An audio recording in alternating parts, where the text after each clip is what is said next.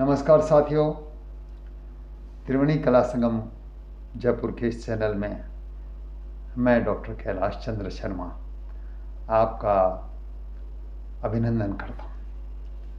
साथियों, ऐसा बहुत कम होता आया है कि हमने एक दिन में और हमारे YouTube चैनल पे 2 पोस्ट की है, लेकिन आज ये मौका आया है।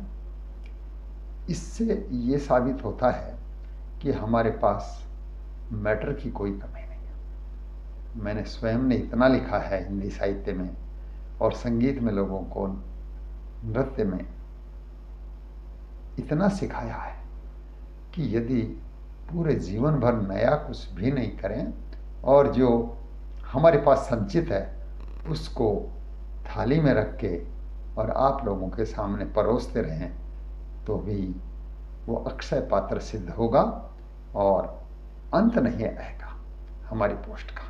तो इस बात की हमें कोई फिक्र नहीं है कि मोनेटाइज होने के लिए कितने घंटे चाहिए।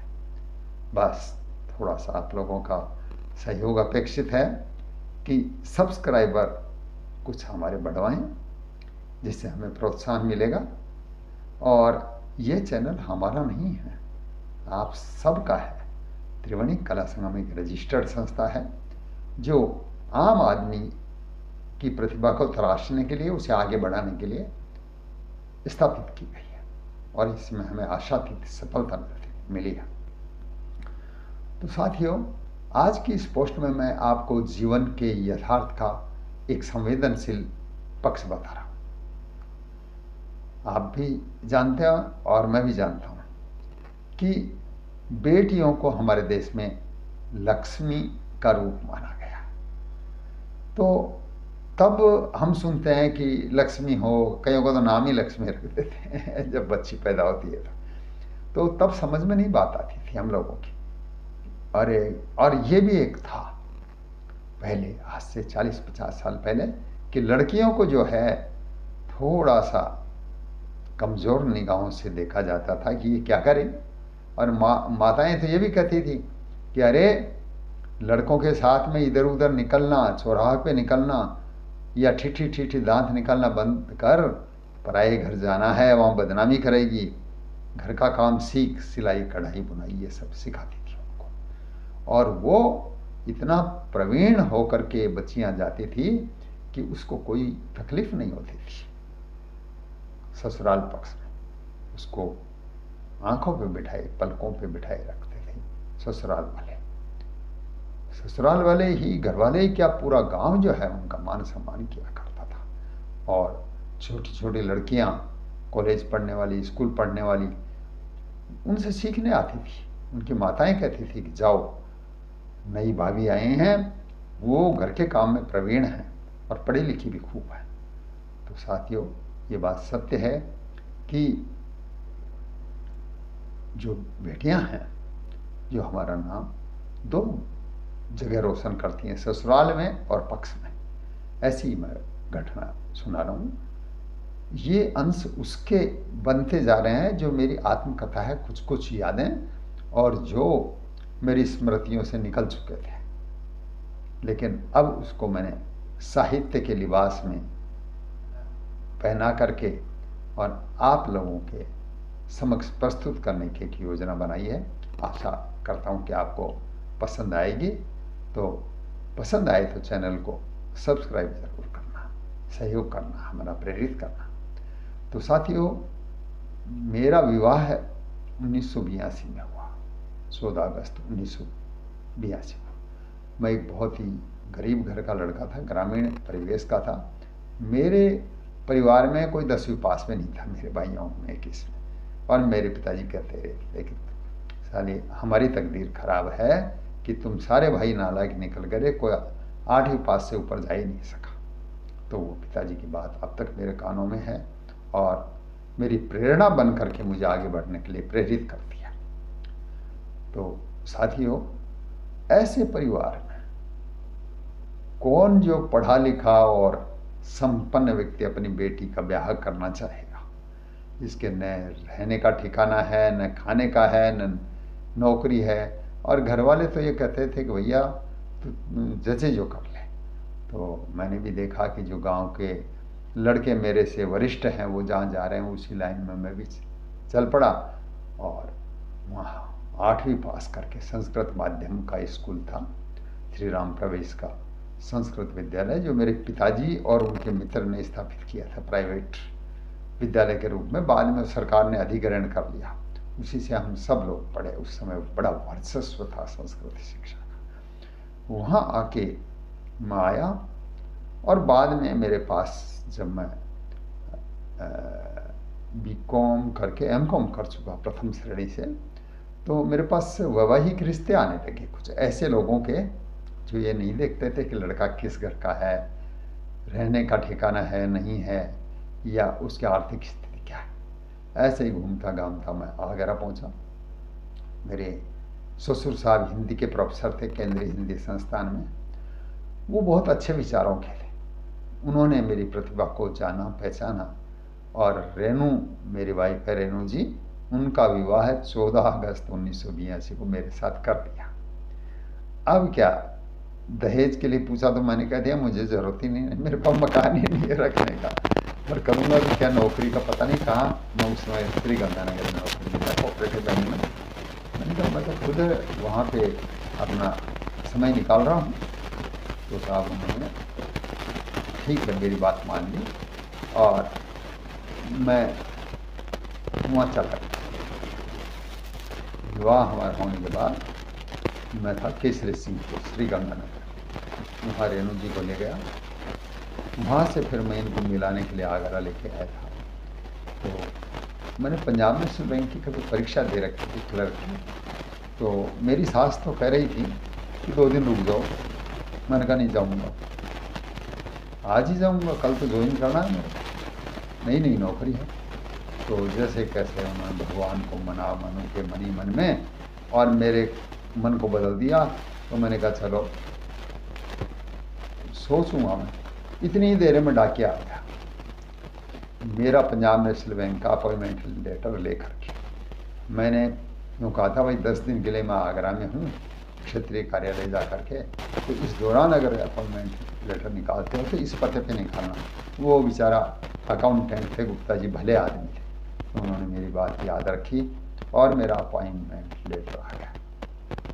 उसमें लिखा था 14 अगस्त से पहले आपको ज्वाइन करना, 14 अगस्त तक ज्वाइन करना है हरियाणा में।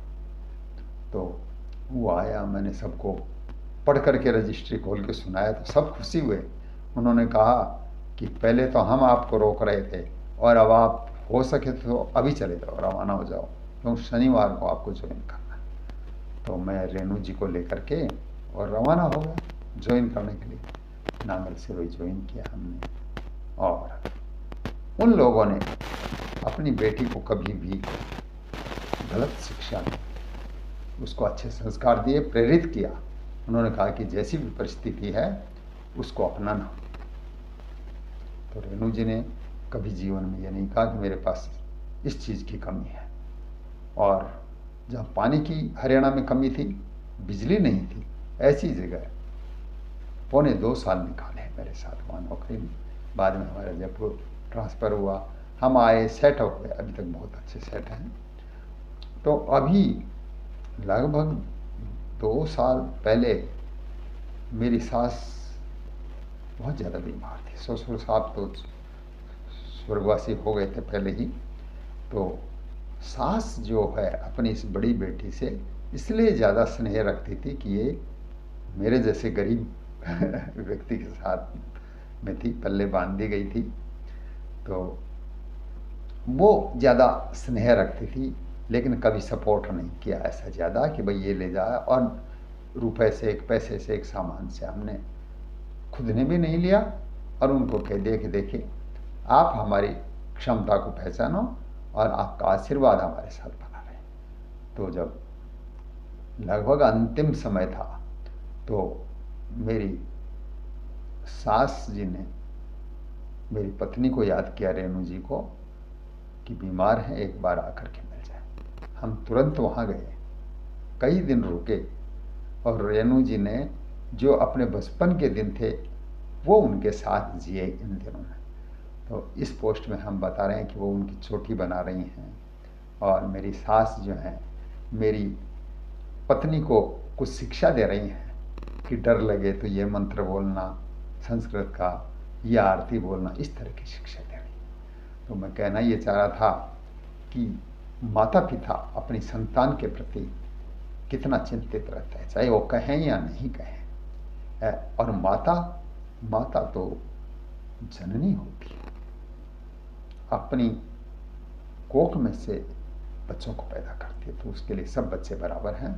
तो साथियों, सास जी का स्वर्गवास हुआ, हम उनकी शव यात्रा को रवाना होने से पहले पहले पहुंच गए, और उससे पहले भी हम 2 बार जा कर के वहाँ रह आए थे, सप्ताह 10-10 दिन। तो इस पोस्ट में हम आपको सारी चीज़ बता रहे हैं। और वहीं पर एक मेरे ससुराल के पीछे शेरजंग बाबा के वो एक पीर बाबा की दरगाह है, उसकी बहुत मान्यता है। तो हम वहाँ भी चादर चढ़ा के आते हैं हमेशा, बिल्कुल हमारे ससुराल के मकान के बिल्कुल दीवार लगी हुई है वो। तो वो भी जो है आगरा के अंदर सूफी संत हैं या मुस्लिम धर्म गुरु हैं, उनको हिंदू लोग भी बहुत आदर की दृष्टि से देखते हैं और उन पर भरोसा रखते हैं, पूरी श्रद्धा है उनकी, और वो भी अपने भक्तों को वैसा ही परिणाम देते हैं।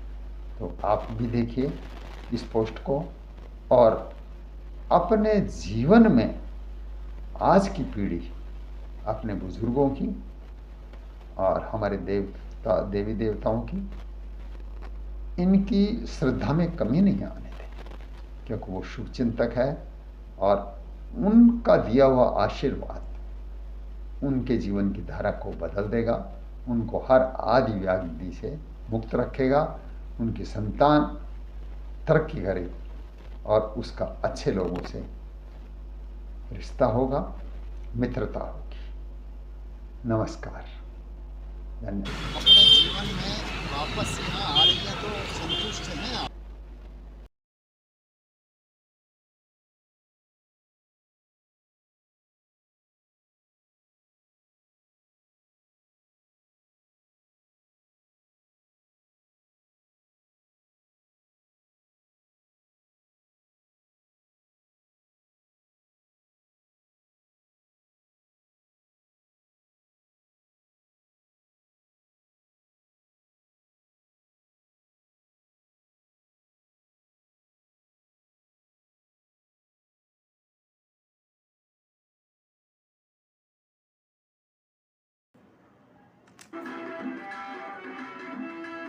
मेरा मन में कोई बात कहिया खू तूने रे खू तूने, मेरा मन में कोई बात कहिया खू तूने, तेरा मन ने गाढ़ो राख करम तू कर तो रे कर तो रे, मेरो मन छे तीर साथ करम तू कर तो रे, मैं मन में राखूं आस तू मुन मिल जागी रे मिल जागी, मैं मन में राखूं आस तू न मिल जागी, मेरी मंजिल पर तू आय मुन